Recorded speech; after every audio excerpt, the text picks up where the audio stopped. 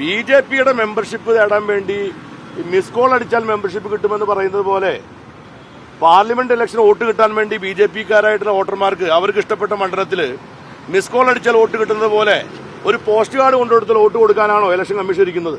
സ്പെസിഫിക്കായി നൽകാവുന്ന ഒരുപാട് തെളിവുകളുണ്ട്. ഇപ്പൊ ഞങ്ങൾ തന്നെ കൊടുത്തിരിക്കുന്ന തെളിവുകളിൽ ഒരു വീട്ടിൽ തന്നെ 9 വോട്ടുകൾ ചേർക്കപ്പെട്ടിരിക്കുന്നു. ബി.ജെ.പിയുടെ രണ്ട് കാര്യങ്ങൾ ഞങ്ങളിപ്പോൾ അതിനകത്ത് കൊടുത്തിട്ടുണ്ട്. ഒന്ന്, ബി.ജെ.പിയുടെ ഒരു നേതാവിന്റെ പേരിൽ അദ്ദേഹത്തിന്റെ ഭാര്യയുടെയും പേരിൽ ചേലക്കര മണ്ഡലത്തിലെ വരവൂരിൽ അദ്ദേഹത്തിന് വോട്ടുണ്ട്. ആ വോട്ടുണ്ടായിട്ടും പിന്നെ എങ്ങനെയാണ് ഇവിടെ വോട്ട് നേർക്കുന്നത്? ഇവിടെ അദ്ദേഹം വോട്ട് നേടിയിരിക്കുകയാണ്. അപ്പോൾ രണ്ടിടത്ത് ഒരേ സമയം അദ്ദേഹം വോട്ട് കിട്ടിയിരിക്കുന്നതാണ്. അതിന്റെ അർത്ഥം എന്താണെന്ന് വെച്ചാൽ അദ്ദേഹം തെറ്റായ അഫിഡവിറ്റ് കൊടുത്തിരിക്കുന്നു എന്നുള്ളതാണ്. ബി.ജെ.പിയുടെ നേതാവ് ഉണ്ണികൃഷ്ണൻ എന്ന് പറയുന്ന മറ്റൊരാൾ മലപ്പുറം ജില്ലക്കാരനാണ്. ഇവിടെ മറ്റൊരാളുടെ പേരിൽ വോട്ട് ചേർത്തിരിക്കുകയാണ്. അങ്ങനെ നിരവധി ആളുകളുടെ പേരിൽ ഇങ്ങനെ വോട്ട് ചേർക്കുന്നത് എന്തിനു വേണ്ടിയിട്ടാണ്? സുപ്രീം കോടതി പറഞ്ഞിരിക്കുന്ന ഒരു കാര്യം, ഒരാൾ എങ്ങനെയാണോ ഓർഡിനറി റെസിഡന്റ് ആവുന്നതെന്ന് ചോദിച്ചാൽ അയാൾ അവിടെ താമസക്കാരനായിരിക്കണം. താമസക്കാരനാവണമെന്ന് അയാൾക്കൊരു വീടുണ്ടാവണം, അയാൾ വാടകയ്ക്കാണെങ്കിൽ അവിടെ താമസക്കാരനായിരിക്കണം. ചുരുങ്ങിയത് 6 മാസമെങ്കിലും താമസിക്കണം എന്നാണല്ലോ വെപ്പ്. 6 മാസം പോയിട്ട് ലോഡ്ജിൽ താമസിച്ചവർക്ക് പോലും വോട്ട് കൊടുക്കുക എന്ന് പറയുന്നത് എവിടുത്തെ ന്യായമാണ്?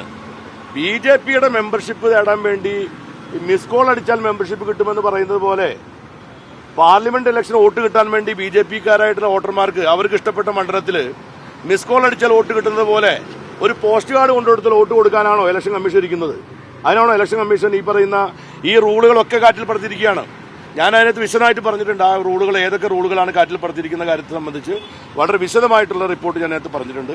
നാളെ രാവിലെ വീണ്ടും ഞങ്ങൾ തൃശ്ശൂരിൽ പത്രസമ്മേളനം നടത്തി ഇതിനേക്കാൾ കൂടുതൽ വിവരങ്ങൾ, ഞങ്ങൾക്ക് ലഭ്യമായ വിവരങ്ങളെല്ലാം തന്നെ വീണ്ടും പുറത്തുവിടും.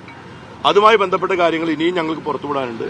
അപ്പോൾ ഇവിടെ ഈ കാര്യത്തിൽ ബി.ജെ.പി എന്ന് പറയുന്ന രാഷ്ട്രീയ പാർട്ടി മാത്രം മറുപടി പറയേണ്ട വിഷയമല്ല. ബി.ജെ.പി ഇപ്പോൾ പറയുന്ന പരിപാടി എന്നെ കണ്ടാൽ കിണ്ണം കട്ടമെന്ന് തോന്നുന്ന പോലെ ബി.ജെ.പി ഇതിനകത്ത് മറുപടി പറഞ്ഞുകൊണ്ട് നടക്കുകയാണ്. ബി.ജെ.പി അല്ല മറുപടി പറയേണ്ടത്. ഇവിടെ പറയേണ്ടത് മറുപടി പറയേണ്ടത് പിന്നെ ഇലക്ഷൻ കമ്മീഷൻ ഓഫ് ഇന്ത്യ ആണ്.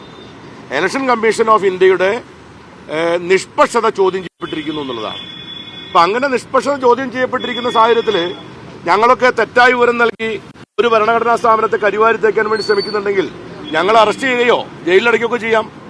ഞങ്ങൾ പറഞ്ഞിരിക്കുന്ന കാര്യങ്ങൾ തെറ്റാണെങ്കിൽ ഇലക്ഷൻ കമ്മീഷൻ ഞങ്ങൾക്കെതിരെ പെറ്റീഷൻ കൊടുത്ത് വി.എസ്. സുനിൽകുമാറിനെയോ അല്ലെങ്കിൽ മറ്റേ ആരൊക്കെയാണോ അതിനെപ്പറ്റി പിന്നെ അഭിപ്രായങ്ങൾ പറയുന്നതെങ്കിൽ ഞങ്ങളെയൊക്കെ പിന്നെ ഇലക്ഷൻ കമ്മീഷന് കേസെടുത്ത് ജയിലിലടയ്ക്കാനുള്ള എല്ലാ സ്വാതന്ത്ര്യം അവർക്കുണ്ട്.